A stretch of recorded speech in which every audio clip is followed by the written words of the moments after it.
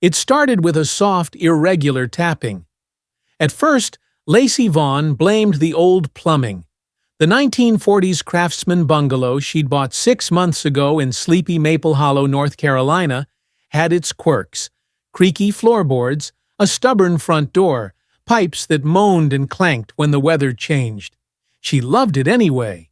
It was her first real home after years of renting cramped apartments in bustling cities.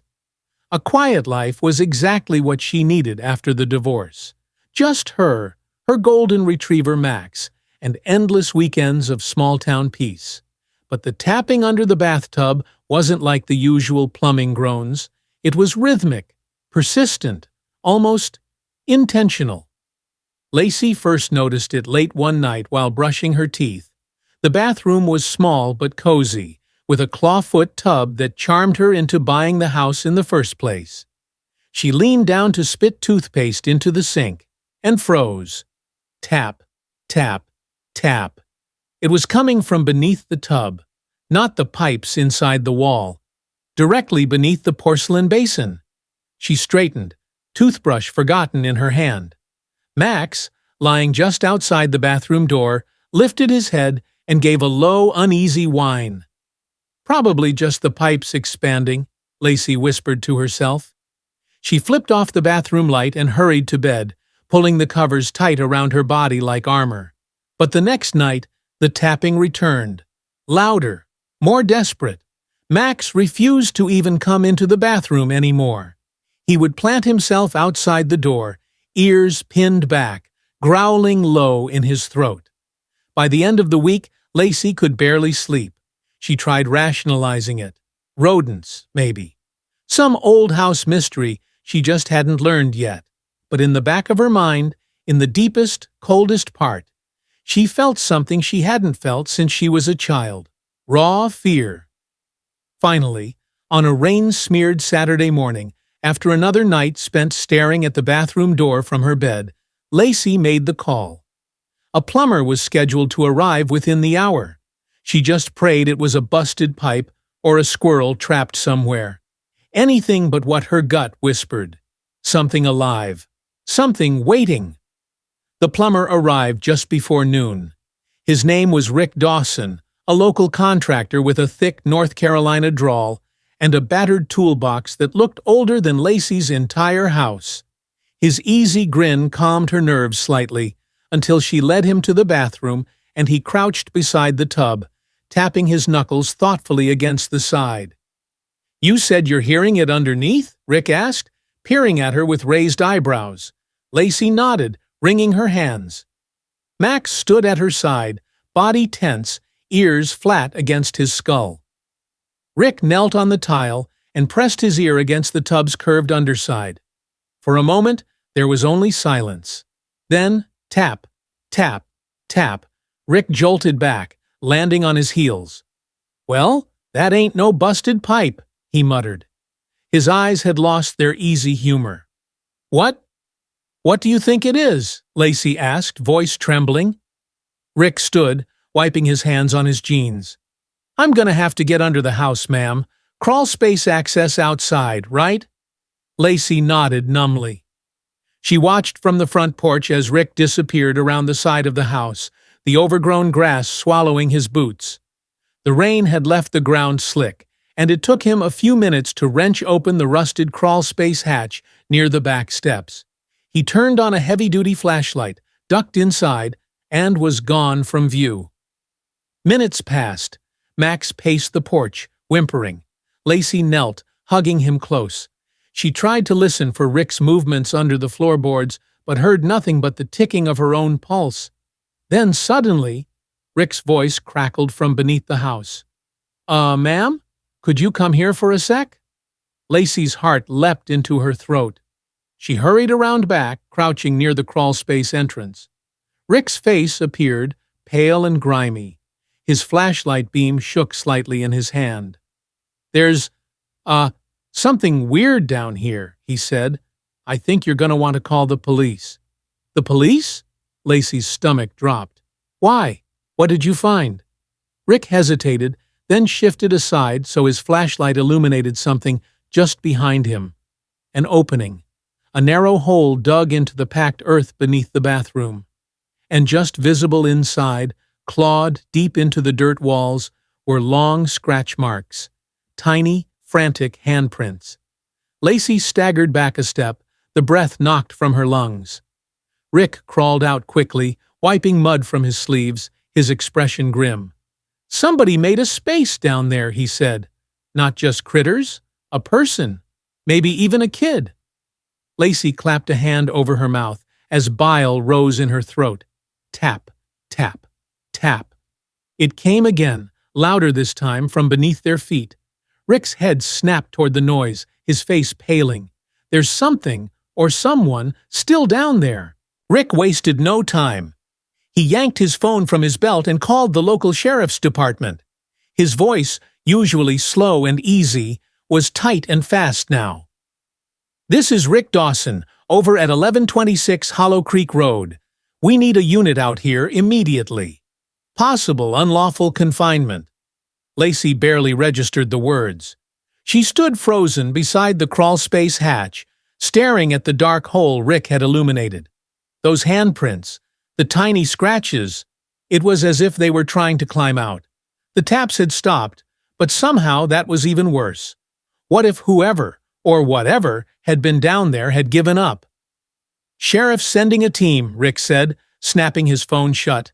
"They're 20 minutes out." Lacey nodded numbly, every instinct in her body screaming at her to grab Max and run. But she couldn't move, not when there might be a child trapped beneath her home. Rick hesitated only a moment before grabbing his flashlight again. "I'm going to take a closer look. No way I'm just standing around." He slid back into the crawl space, disappearing into the earth like a diver plunging underwater. Lacey crouched by the hatch, her heart hammering against her ribs. She could hear him muttering to himself, the scrape of boots against dirt. Then, "Jesus Christ!" His voice floated up, raw and shaken. "Lacey, you're going to want to step back. Now!" She stumbled back just as Rick emerged from the crawl space, dragging something behind him. A small, filthy mattress, a few tattered blankets, a cracked plastic water bottle, and worst of all, a child's sneaker, tiny, pink, stained. Lacey's vision blurred with tears. "Someone was living down there," she whispered hoarsely. Rick nodded grimly. "Maybe still is. There's a tunnel dug back under your house. Looks like it leads even farther underground." As they stared at the grim pile, the sound of sirens pierced the heavy, humid air. 2 sheriff's vehicles roared down the long dirt driveway, kicking up clouds of dust. The officers wasted no time either. Guns holstered, but hands ready, they listened to Rick's account, their faces growing increasingly grim. "We'll search the tunnel first," the lead deputy said. "If it's unstable, we'll call in search and rescue with equipment." Lacey watched helplessly as they donned gloves and headlamps, disappearing into the blackness beneath her home. The minutes dragged into a lifetime. Max lay pressed against Lacey's side, trembling. Then, voices, shouting, urgent, sharp. One deputy scrambled out of the crawl space, waving the others over. "We found something," he shouted. "A chamber. Someone's been living under here for a long time." And, his face contorted, as if he couldn't believe the words coming out of his own mouth, "There's someone still inside." Lacey's knees buckled, and she gripped the porch rail to stay upright. Alive? After all this time? 2 officers rushed back toward the hatch, carrying a small limp figure between them. The sight rooted Lacey to the ground. It was a girl, maybe 9 or 10 years old, pale, thin as a stick. Her long hair was matted with dirt, her face smudged and hollow-eyed. She blinked against the sudden sunlight like a feral creature. A thin whimper escaped her cracked lips.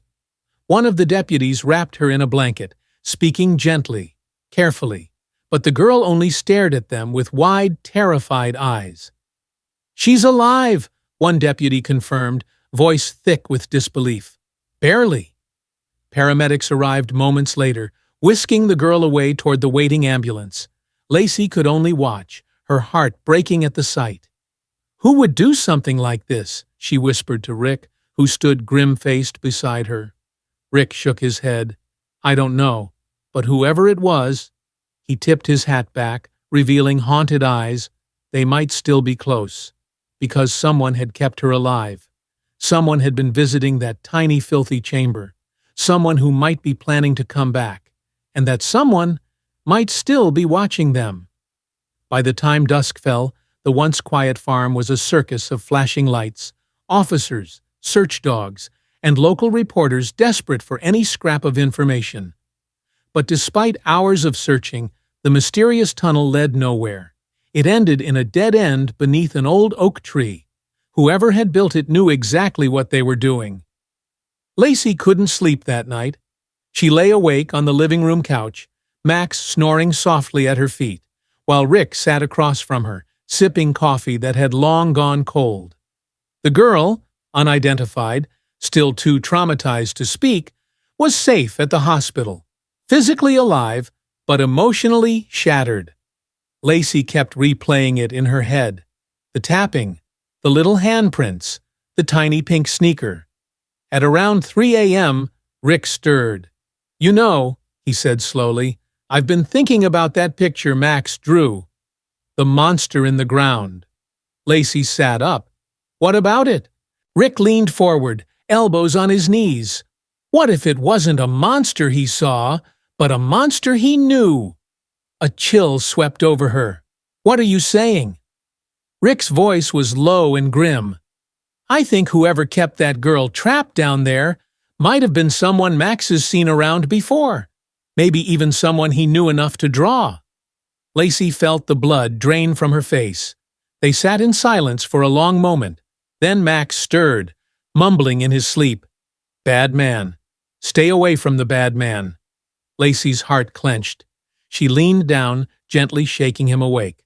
"Max, honey, it's okay. You're safe. Can you tell Mommy who the bad man is?" Max blinked up at her, his lip trembling. He hesitated, then whispered, "Mr. Nolan." Rick stiffened. Lacey froze. "Mr. Nolan?" Old Mr. Nolan lived 3 houses down, a retired handyman who often came by to fix fences or mend broken steps, a man who always carried candy in his pockets and patted Max's head, a man who smiled wide, but whose eyes never quite did. Lacey felt sick. Rick stood, grabbing his keys. "We're going." Within minutes, they pulled up in front of Nolan's sagging farmhouse. No lights, no sound. The place looked abandoned. Rick knocked hard on the door. No answer. He knocked again, louder. Still nothing. Finally, with a grim look at Lacey, he tried the door. It creaked open. Inside, the air was musty and thick. The furniture sat under sheets, dust clinging to every surface. But in the kitchen on the grimy table sat a stack of Polaroid photos.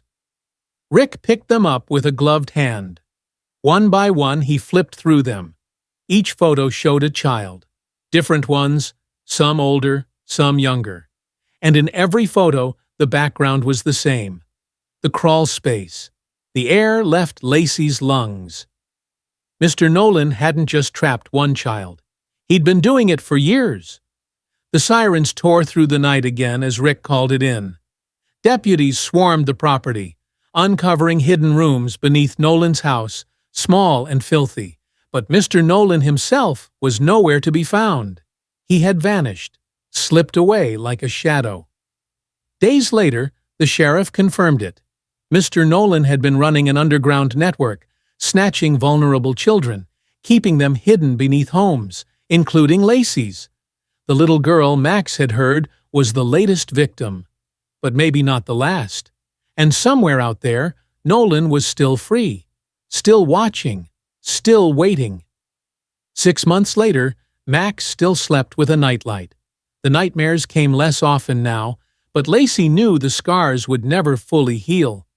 The girl from the crawlspace, her name was Mia, was slowly recovering with a foster family. She smiled sometimes now, but some nights, when the wind rattled the windows just right, Lacey would sit up in bed, heart racing, Convinced, she heard the faint sound of tapping beneath the floorboards, and she would hold Max close, whispering over and over, "You're safe, you're safe, you're safe," even if deep down she wasn't sure she believed it.